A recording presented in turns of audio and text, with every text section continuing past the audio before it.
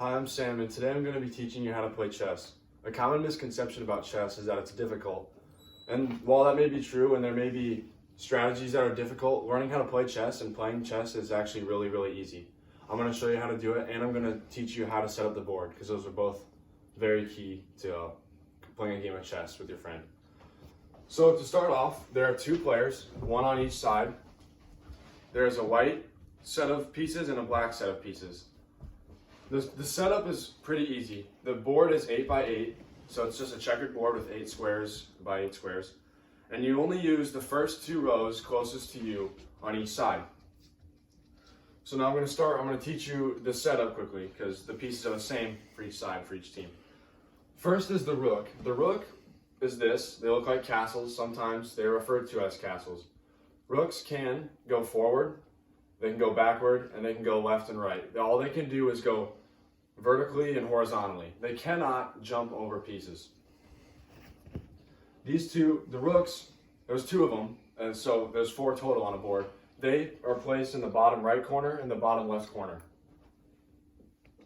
Next we have the knights. The knights look like horses. Sometimes people call them horses. These have a very specific movement pattern. Knights can move 2 up and 1 to the right or 1 to the left, 1 up and 2 to the right, 2 to the left, or 1 down, 2 to the left, 2 to the right, or 2 down, 1 to the right, 1 to the left.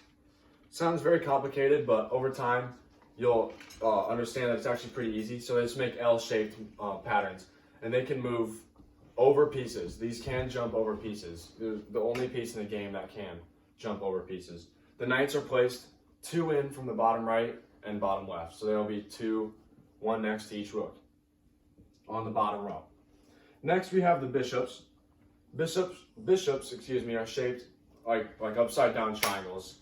They're kind of a weird shape. They're like pawns, which I'll explain later, but bigger and taller. Bishops are placed 3 in from the bottom right and 3 in from the bottom left, so they're on the bottom row. Bishops can only move diagonally. They move diagonally forward or diagonally backward, however the player chooses. Next we have the queen. The queen is the most versatile piece in all the game. The queen can move forward, the queen can move backward, she can move sideways, or she can move diagonally, as far as you like, and as far as she would like. The queen is not limited in distance like some of the pieces in the game. These are the most powerful, however, they're not the main piece like the king is, which I'll be getting to next. The queen is set on the opposite of her color. So for example, I'm holding the black queen right now. So I will place her on the white square, right next to the bishop and the king. So she's in between the bishop and the king on the bottom row. Next, and the last piece on the bottom row is the king. The king is placed on his own color. And so for example, I have the black king, so he is placed on the black square on the bottom row, in between the queen and the other bishop. The king can only move 1 spot at a time, and it cannot move into spots where it will be under threat of capture, and I'll explain that here in a minute. Last in our setup is the pawns. The pawns are small pieces, the smallest in the game. They have little spheres on the top of them, and they're kind of oddly shaped, but you'll recognize them because they're the smallest piece in the game. Now there are 8 pawns, and these are the only pieces, that will be in the second row. So on my side of the board, in the second row, there will be 8 pawns, side by side by side by side, etc. Pawns can move 1 forward, unless it is their first move of the game, they can move 2 forward. The interesting thing about pawns, though, is that the only way they can capture another piece in the game is if they move diagonally 1 spot. That's the only way a pawn can capture. Otherwise, they're there to kind of take up space and you can use them strategically, however you please. So next I'm going to walk you through the start of a game and how to win or perhaps even tie in chess. So chess is always started with the white pieces and the player running the white pieces. They can move any piece they like. They're only limited in their first move to knights and pawns. Like I said, pawns can move forward too if it's their first move of the game. And this is true for the start, or let's say you haven't moved your pawns until 40 moves into the match. So once this happens, the game's underway, and they can take up to hours. They can take 10, 15 seconds even. And the objective of the game is to place the other team's king into a checkmate.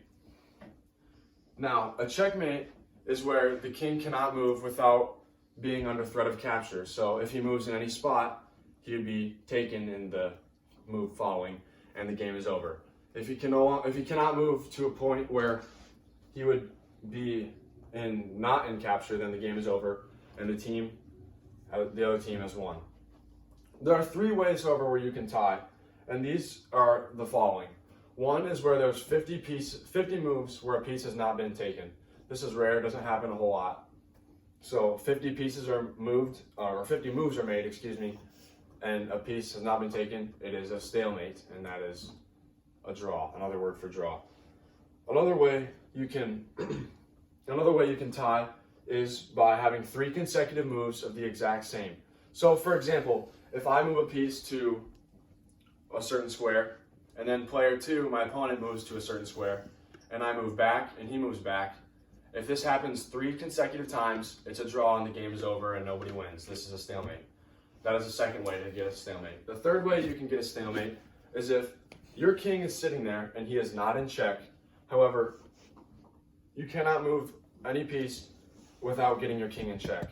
If that happens, then it's a draw. So you have to be careful as an opponent to make sure that if you're not going to put their other king in check, that he can move without being put in a check. Or another piece can be put to defend a check. A check is a threat of capture. So if I have a king 1 diagonal spot away from a pawn, he'd be in a check because that's a threat of capture. In conclusion, chess is really easy to learn how to play. Anybody can play it.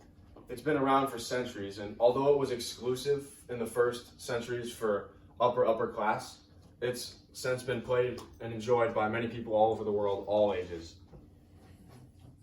Thank you for listening to my speech.